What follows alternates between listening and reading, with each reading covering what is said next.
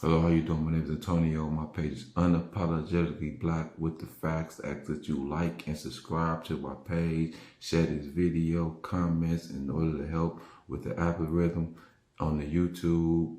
Today, what I want you to understand is that white supremacy is built off of white insecurity.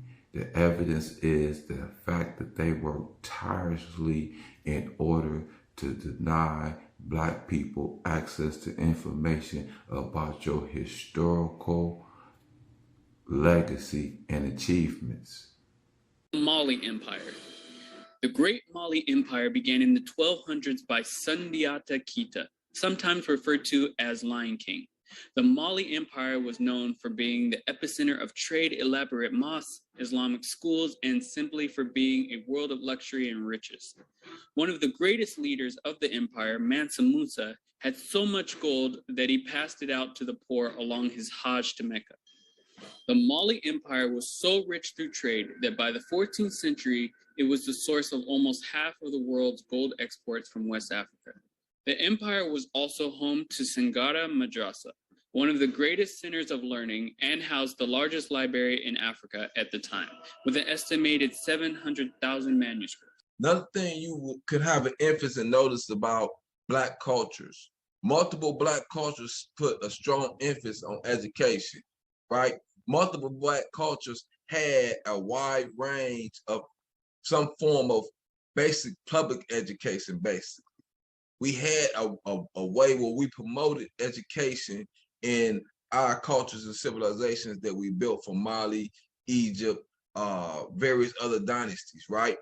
Where in Europe, you never seen an opportunity to educate the masses. And the purpose of me showing you this is for you to understand is that they try to do not deny that Black people built Egypt, but understand we built many dynasties in Africa. So the act as if we're not people who create and build civilizations is someone who's have never read a history book. Nearly 2,000 years before the Romans built their first mud huts, the pharaohs were harnessing the power of engineering on an unprecedented scale. And for the first time in history, technology was beginning to revolutionize not only the way people lived, but the way they died. This is why our history in America, when taught in the school system, starts with the transatlantic slave trade, is because that is necessary in order to promote their white supremacy. But it is time for us to become aware of the massive achievements that we have made historically, to become aware of the abilities that are locked within inside us as a people, Black people. Now, at the time you're talking about the build of the Great Pyramids, right? Which is thousands of years before Rome came into an existence, right? I want to explain and correct one thing. The Great Pyramids were not used as tombs. They did not find anybody was buried there. They was used for other things. Another thing I want to point out is the fact that that is not the first time that Blacks had been building their burial site. Prior to going to Egypt, we had already done the process of embalming, creating burial sites for the dead. And this is necessary for you to have an understanding of where these cultures come from. They come from Central Africa. They're coming from inside Africa, out towards Northern Africa, towards the Nile. That is where these customs are coming from.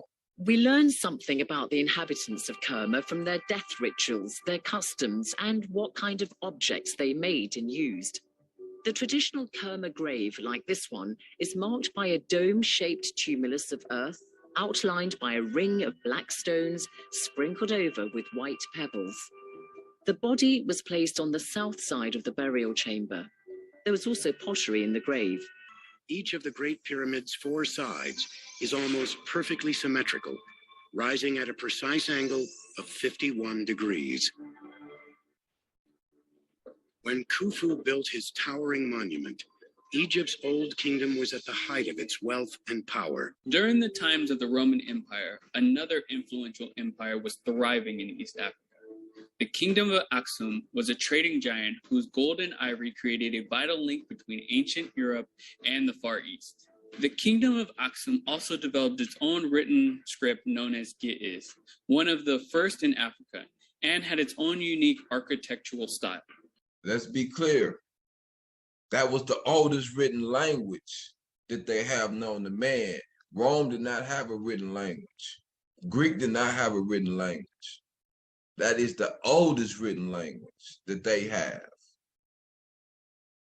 No. So, and understand this, at the same time that Rome was in power, we had other African kingdoms in power that had power.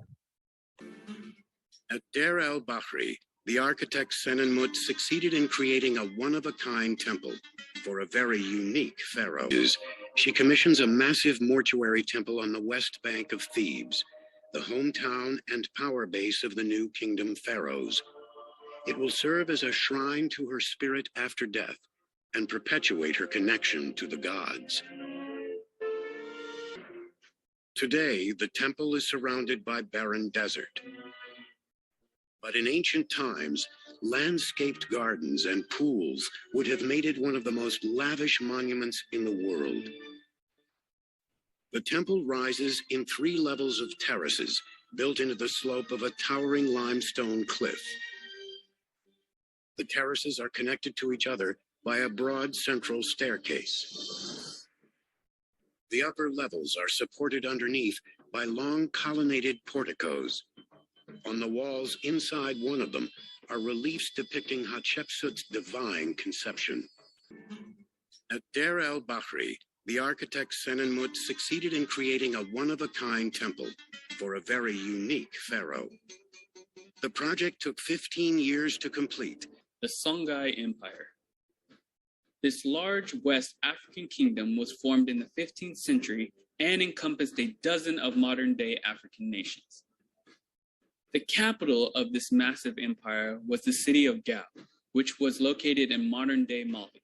Its greatest leader was King Mohammed Esquia, also known as Esquia the Great, who expanded the reach of the kingdom and established hundreds of Islamic schools in Timbuktu. He also opened his court to scholars and poets from throughout the Muslim world. He advocated for learning and rewarded professors with large pensions. Again, notice there's another, notice that's the third African dynasty that I've shown that had a strong emphasis on education. This has never been shown throughout Europe, where there's been an importance on educating the masses, and where there's been quite the opposite. The objective have always been to keep the public ignorant. First, builders would install a granite base strong enough to bear the weight of the obelisk.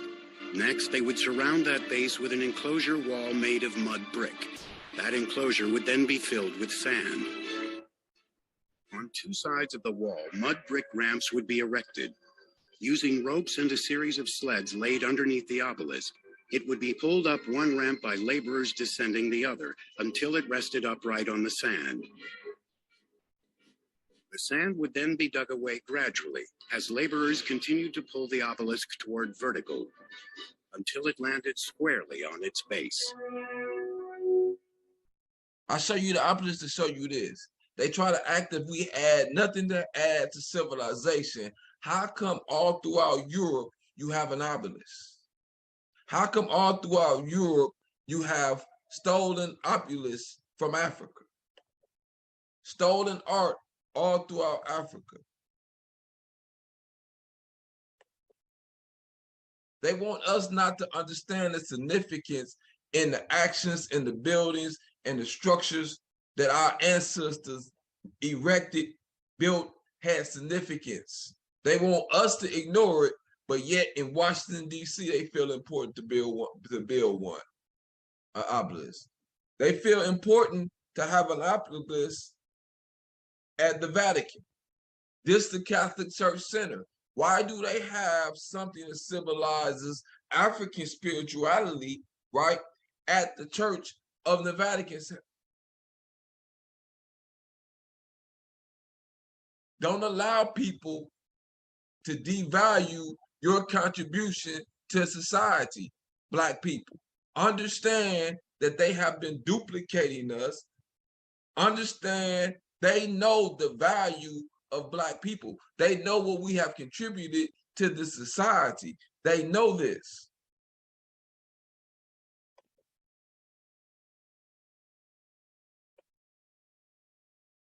Their museums is filled with African art. The Kingdom of Zimbabwe. Established around 1220, the Kingdom of Zimbabwe expanded artistic and stone masonry tradition to impressive levels. Elaborate stone buildings were built, and trade with Asia and Arabic partners thrived in this kingdom that was greatly influenced by the Kingdom of Mapungubwe in southern Africa. The city of Great Zimbabwe served as the capital of the kingdom. Around 1220, the Kingdom of Zimbabwe expanded artistic and stone masonry tradition to impressive levels. Elaborate stone buildings were built, and trade with Asia and Arabic partners thrived in this kingdom that was greatly influenced by the Kingdom of Mapungubwe in southern Africa. The city of Great Zimbabwe served as the capital of the kingdom. That is where the ruins of the impeccably built buildings are found today. Finally, by the mid-20th century, the growing weight of evidence could simply not be ignored any longer. Great Zimbabwe, as the site was now known, once home to between 18 and 25,000 people, had in fact been built by Africans. Not only that, but this city was part of a much larger system.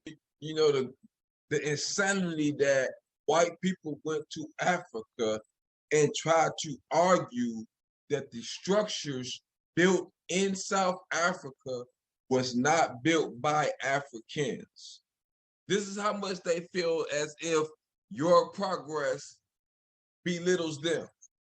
Styles of architecture, suggesting a long-lasting and widespread culture, the descendants of which now live all across southern Africa, having dispersed into many groups.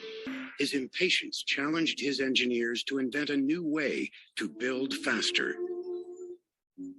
They responded with a pioneering breakthrough: small limestone blocks cut into a standard size that could be easily carried and stacked.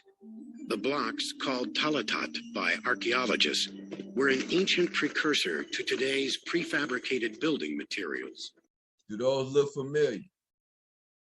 Understand, it's not white supremacy, it's white insecurity. Whenever they look at something, look up anything and see that you came first, it brings out their insecurity, their fear that they cannot compete in a meritocracy society with Black people. The design of the city itself was equally groundbreaking. Amarna would cover 24 square miles, running 8 miles along the east side of the Nile and 3 miles inland. Its layout would radiate from the royal tomb like sun rays emanating from a pharaoh's spirit.